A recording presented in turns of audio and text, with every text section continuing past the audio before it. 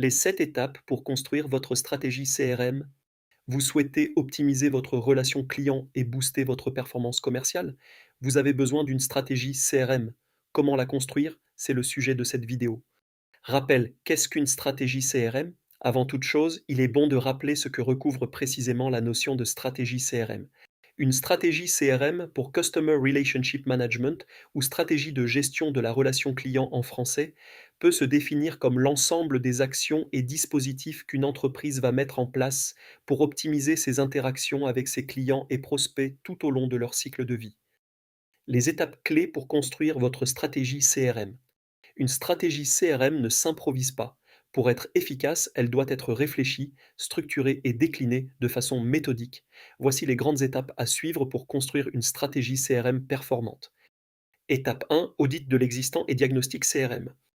Tout projet de stratégie CRM doit démarrer par un état des lieux exhaustif et sans complaisance. Il s'agit de passer au crible vos pratiques actuelles en matière de gestion de la relation client pour en identifier les forces et les axes de progrès. Cet audit 360 degrés va s'intéresser à la fois aux dimensions stratégiques, organisationnelles, opérationnelles et technologiques du CRM. Au plan stratégique, il va s'agir d'analyser votre positionnement et votre proposition de valeur client. Quelle expérience client cherchez-vous à délivrer? En quoi est-elle différenciante? Comment se traduit-elle à chaque étape du parcours?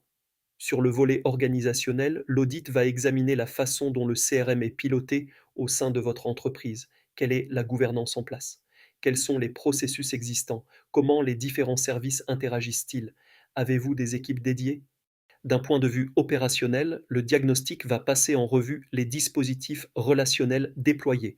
Quels sont les parcours et programmes en place? Avec quels résultats? Il va aussi s'intéresser à votre connaissance client. De quelles données disposez-vous?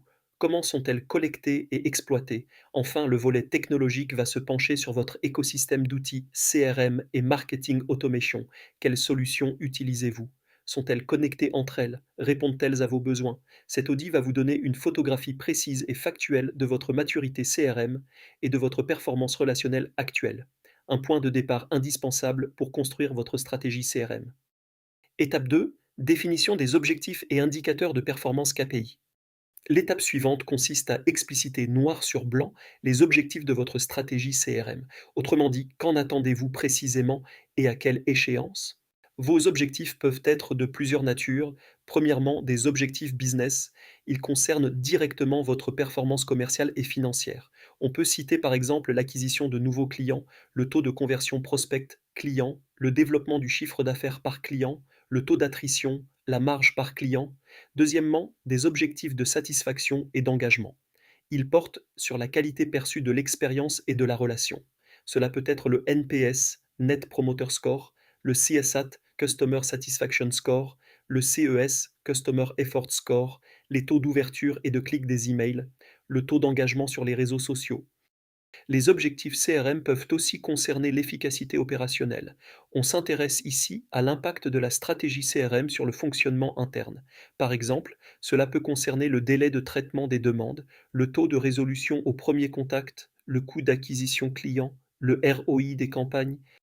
L'important est de définir pour chaque objectif un niveau cible et un horizon de temps clair. Vos indicateurs doivent ensuite permettre de mesurer l'atteinte de ces objectifs. Ils doivent donc être pertinents, fiables et faciles à suivre dans la durée. Étape 3, cartographie des parcours et points de contact client. Pour transformer votre relation client, encore faut-il savoir précisément où et comment vous interagissez avec vos clients. C'est l'objectif de la cartographie des parcours clients, une étape clé pour visualiser concrètement les trajectoires de vos clients, de l'avant-vente au SAV en passant par l'acte d'achat.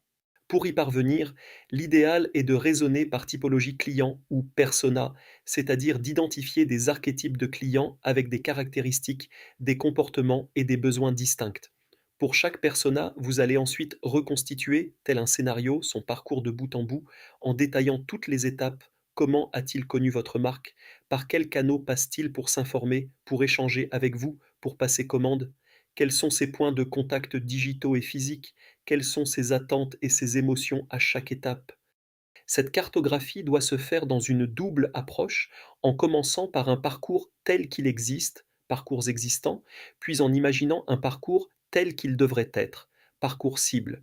Il s'agit à la fois de prendre la température de l'existant, quels sont les points de friction, les irritants, les zones d'excellence, et de dessiner une expérience cible où chaque étape, chaque interaction a été pensée pour apporter une valeur ajoutée.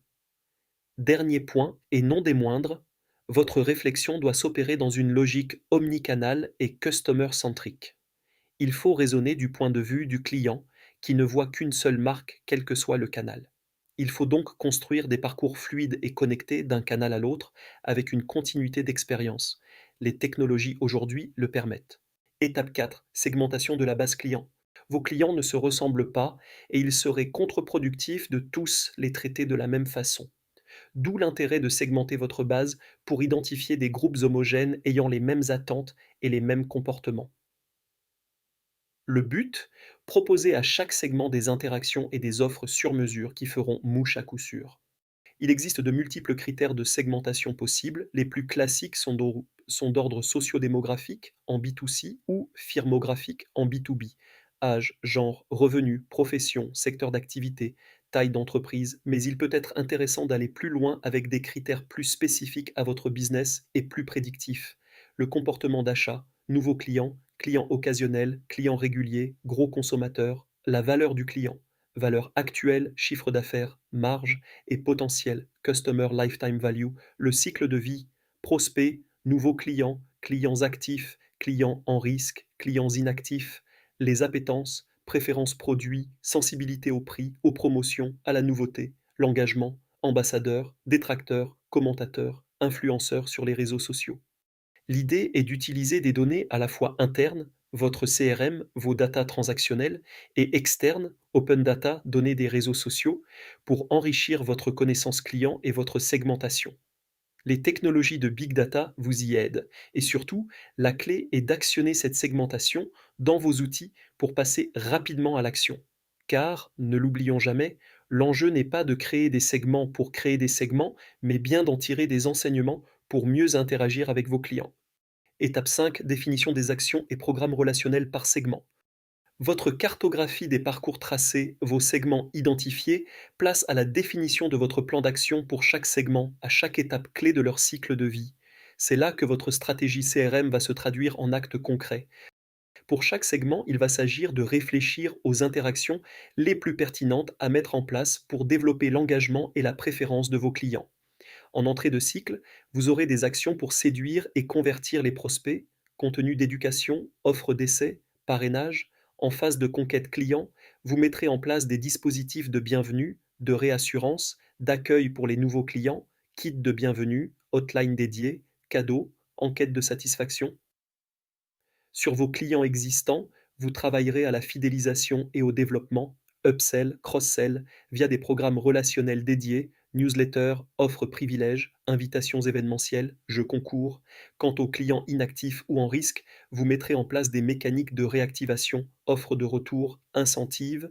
Pour organiser l'ensemble des actions CRM, marketing, nous préconisons chez CustUp la conception d'un plan marketing relationnel.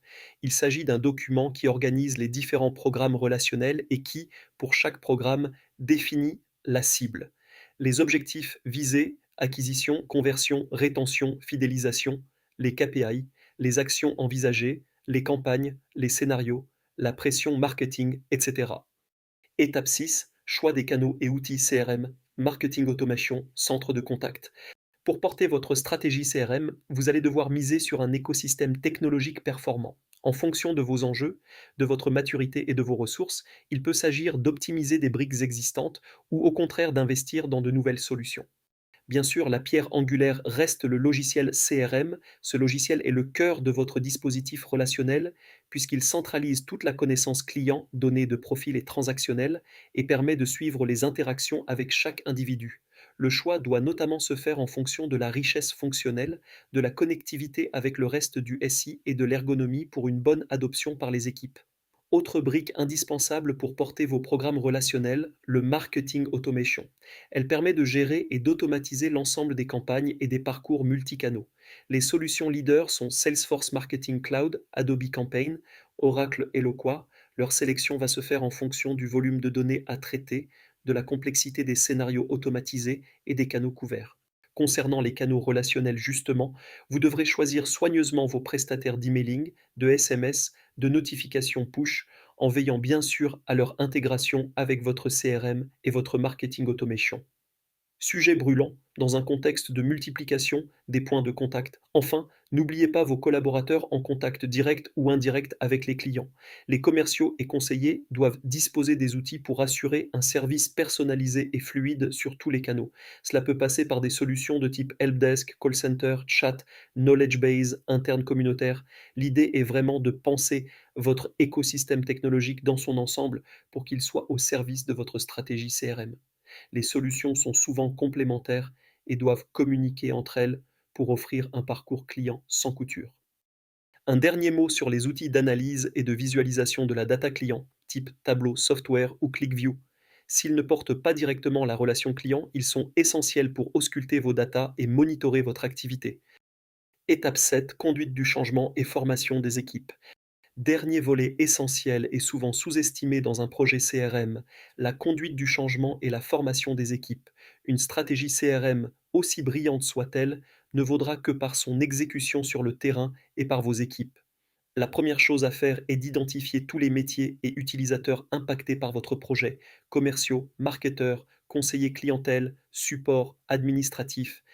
Pour chacun, vous devrez évaluer le changement induit en termes de pratique, d'outils, de posture et le niveau d'acceptabilité.